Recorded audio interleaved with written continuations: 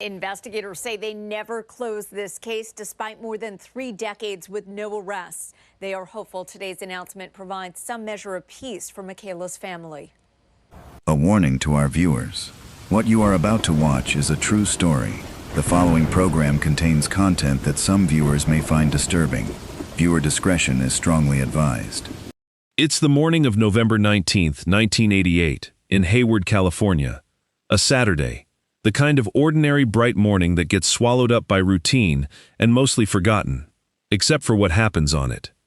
If you're new here, hit subscribe right now before we continue, because this channel covers a new solved cold case every single week, and this is one of the most unsettling ones we've done. 9-year-old MICHAELA GARECHT'S lives just 2 blocks from the Rainbow Market on Mission Boulevard, close enough that walking or riding over is barely a decision at all. It's the Saturday before Thanksgiving, and families up and down her quiet Bay Area neighborhood are easing into a holiday weekend. Kids out of school, nothing especially urgent on anyone's schedule. Around 10:15 that morning, MICHAELA and a friend hop on their scooters and ride the short distance to the market to buy some candy and sodas. The kind of small, self-directed errand that feels completely safe in a neighborhood like this one, on a morning like this one. Quick question while we're here. Where are you watching this from, and what's the weather like there right now? Drop it in the comments. It's wild to think this all happened on what everyone in Hayward remembers as one of those flawless, sunny Bay Area late fall mornings. They park their scooters outside and go in. When they come back out a few minutes later, MICHAELA notices something off. Her friend's scooter isn't where they left it. It's been moved, pushed back near a parked car at the edge of the lot. Without thinking twice, MICHAELA walks over to retrieve it. As she reaches for the scooter, a man gets out of that car, grabs her, and forces her into the front seat. MICHAELA's friend, standing close enough to see the entire thing unfold, starts screaming and runs back into the store for help. By the time the store clerk makes it outside, the car and MICHAELA are already gone. Investigators respond immediately. MICHAELA's friend gives them a detailed description of the man. Caucasian, somewhere between 18 and 24 years old, driving an older model American sedan. Composite sketches are drawn up and distributed across the Bay Area within 24 hours. MICHAELA's face and the artist's rendering of her abductors appear on flyers, on the news, in every corner of a region that mobilizes almost instantly to look for her. What that fingerprint, sitting quietly in an evidence file for over 3 decades, would eventually be capable of proving, and just how many other lives the man responsible had already destroyed by the time anyone connected his name to MICHAELA's case, is the reason this case finally moves forward. Stay with us. The search that follows in the days and weeks after MICHAELA's abduction is massive. Hayward police, the FBI, and volunteers from across the region comb the area, follow up on tips, and chase down every lead the composite sketch generates. Nothing produces her. As the days stretch into weeks, and the weeks into months, the case shifts from an active search into something more painful and more permanent. An open investigation with no resolution in sight. A family left to wait, without any real indication of what happened to their daughter after that car pulled away from the Rainbow Market parking lot. MICHAELA's case becomes one of the most well-known unsolved child abductions in California history, eventually featured on both Unsolved Mysteries and America's Most Wanted, national platforms that generate a steady trickle of tips and leads over the following years. None of them produce an arrest. Her mother, Sharon Murch, becomes a fixture of the ongoing search, advocating publicly for her daughter's case for decades, refusing to let MICHAELA's name fade the way so many unsolved cases eventually do once the initial wave of media attention passes. What makes this period especially difficult is that MICHAELA's disappearance isn't an isolated tragedy in the Bay Area during this stretch of the late 1980s.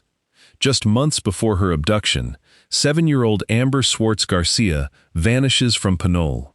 Just months after, 13-year-old Elaine Micheloff disappears while walking home from school in Dublin.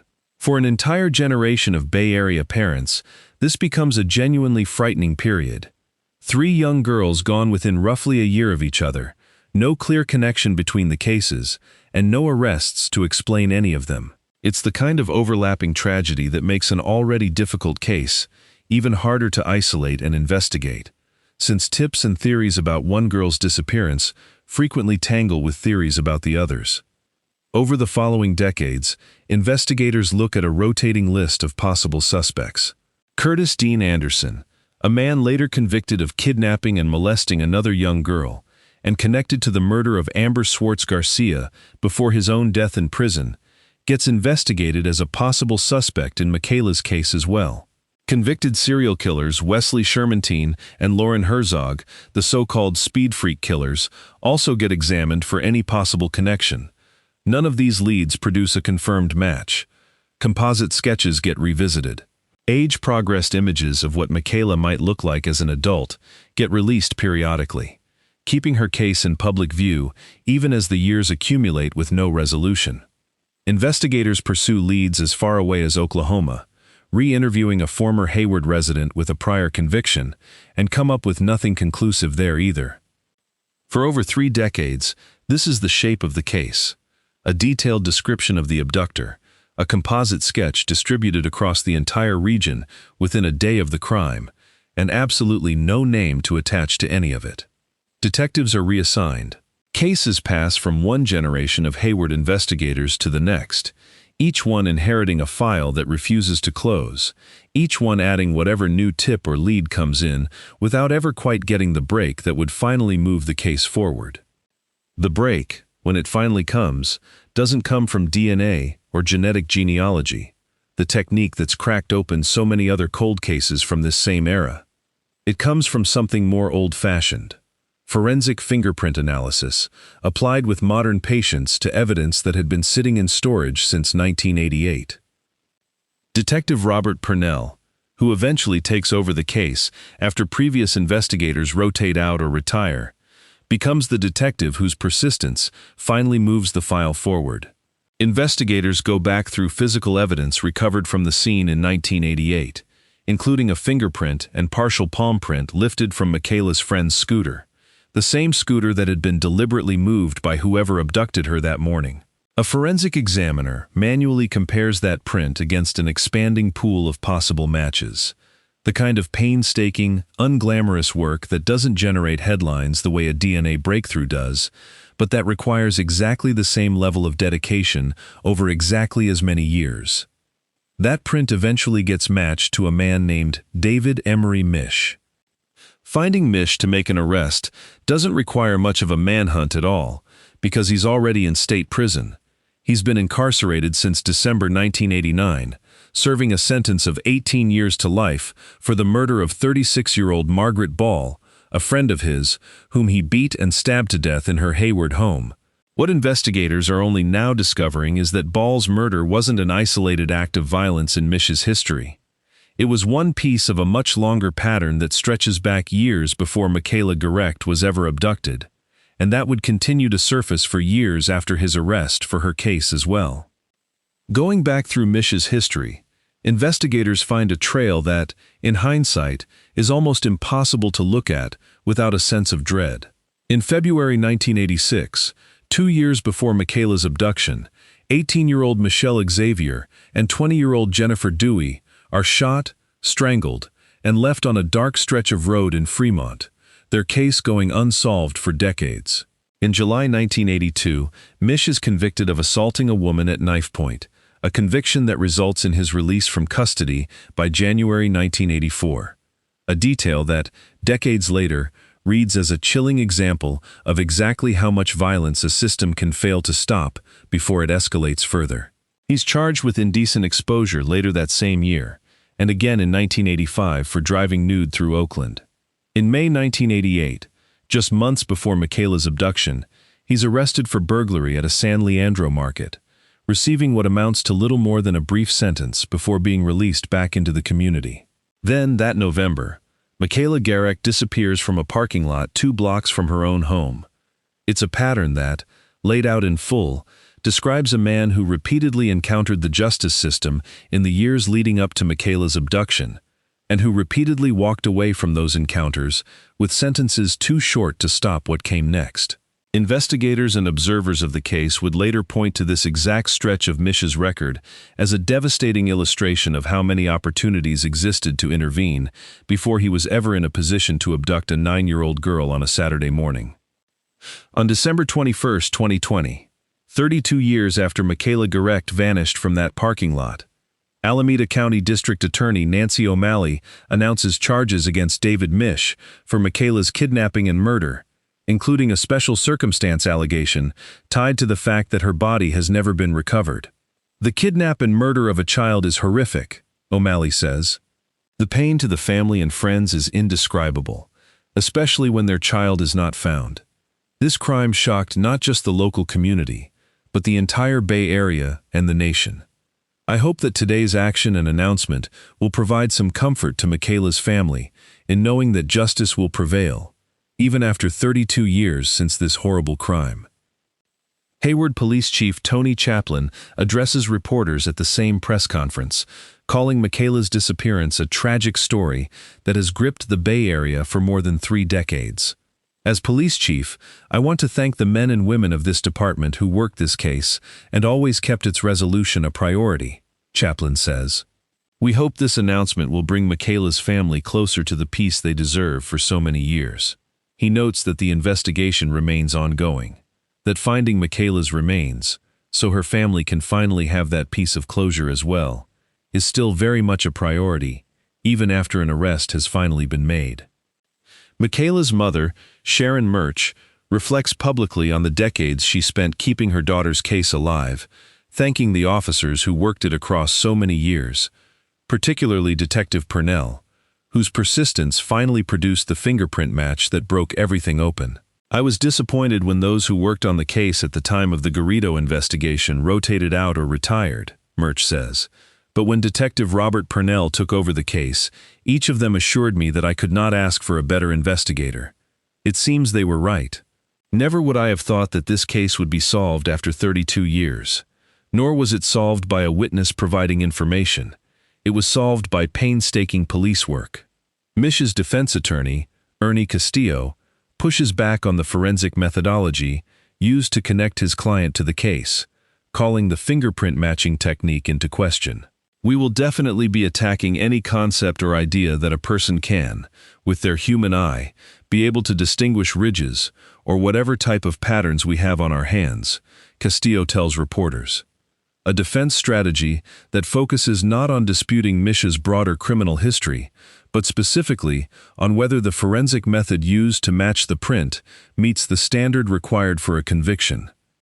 What makes this case particularly unsettling isn't just that it took 32 years to identify a suspect. It's what investigators uncover about Misch's activity in the years surrounding MICHAELA's abduction.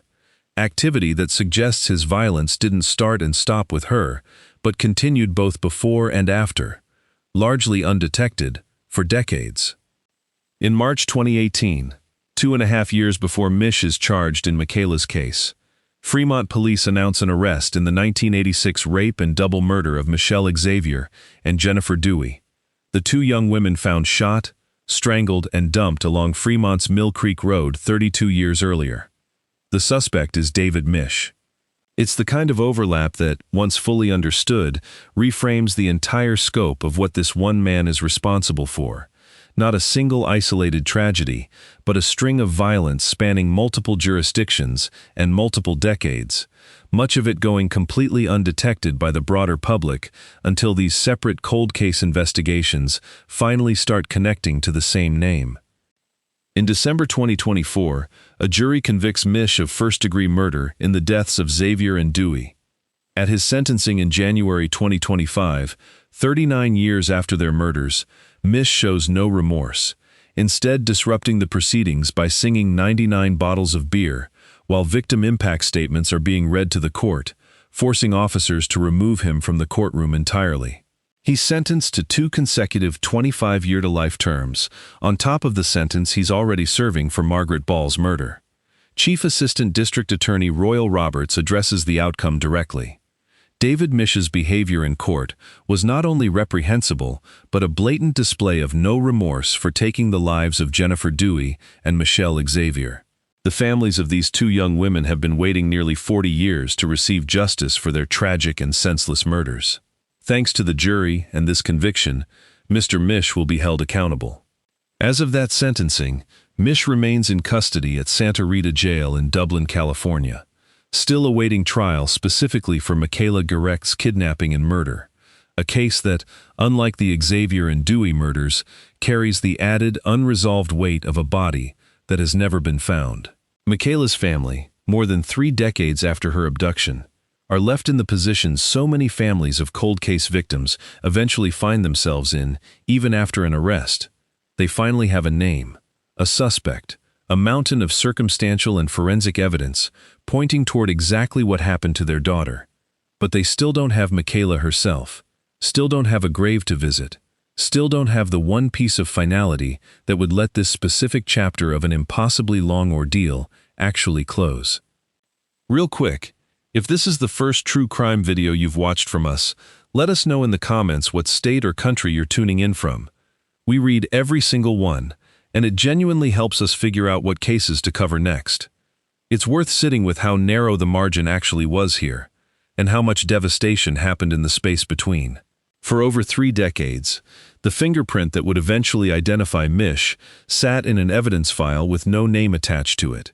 Not because the print itself was unusable, but because matching it required the same kind of patient, manual, unglamorous forensic work that doesn't always get the same attention as a flashy DNA breakthrough. If Detective Purnell hadn't taken over the case with the specific determination to keep working it, long after other investigators had rotated through and moved on, this match might never have been made at all. And in the years between MICHAELA's abduction and Misch's eventual arrest, he continued walking free in the community for years, arrested periodically for lesser offenses, serving short sentences, and returning to ordinary life each time, all while, as investigators would eventually determine, having already killed at least 3 other people before MICHAELA was ever taken. There's something particularly devastating about the timeline once you see it laid out in full. Misch's documented pattern of violence and repeated brushes with law enforcement stretches back to at least 1982, 6 years before MICHAELA's abduction. Every arrest, every short sentence, every release back into the community during that stretch represents a point where a longer intervention might have changed everything that followed. For Margaret Ball in 1989, for Michelle Xavier and Jennifer Dewey in 1986, and for MICHAELA GARECHT in 1988. It's the kind of pattern that, once visible, makes the eventual arrest feel less like a triumphant resolution and more like a long overdue reckoning with a system that had multiple opportunities to stop him and didn't. For the city of Hayward, and for the broader Bay Area, MICHAELA GARECHT'S case became something close to a permanent fixture of regional memory over more than 3 decades. A story that resurfaced periodically through national television specials, through age-progressed photos, released to keep her case visible, through her mother's decades of public advocacy. It became, alongside the disappearances of Amber Swartz Garcia and Elaine Micheloff, part of a broader, unresolved anxiety that an entire generation of Bay Area parents carried through the late 1980s and beyond. 3 girls gone within roughly a year of each other, and for over 3 decades, not one of those cases fully resolved. MICHAELA GARECHT would be in her 40s now, if she were still alive. Her mother spent more than 3 decades not knowing what happened to her daughter, advocating publicly the entire time, refusing to let her case fade into the background the way so many unsolved cases eventually do. That advocacy, combined with one detective's refusal to let an old fingerprint sit unexamined indefinitely, is ultimately what connected a name to a crime that had haunted an entire region for a generation. It's a resolution that still isn't complete. MICHAELA's remains have never been found, and as of Misch's most recent sentencing for the Fremont murders, he still awaits trial specifically for her case. But for a family that spent 32 years without a single name to attach to their daughter's disappearance, even a partial answer, even one that comes without a body, without a full resolution, without every question finally settled, represents a kind of progress nobody would have predicted for most of those 32 years. We're tracking several other cold cases currently working their way through the courts using exactly this kind of patient forensic work. And we'll bring you the next update the moment it's available, but only to people already subscribed when it happens. Hit subscribe now, drop a comment letting us know where you're watching from, and we'll see you in the next one.